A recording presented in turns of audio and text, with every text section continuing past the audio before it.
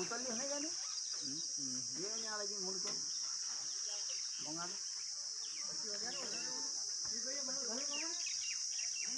वो ट्रैक्टर पलटी ऐसा होगा कि वो ट्रैक्टर से नहीं निकलेगा। जेसीबी काढ लागते रे ते टाली पलटी होती ना इकडल्या साईडले तिकडून ट्रॅक्टर लागत नाही। कोणाची आहे ते तो आहे काळपांडे।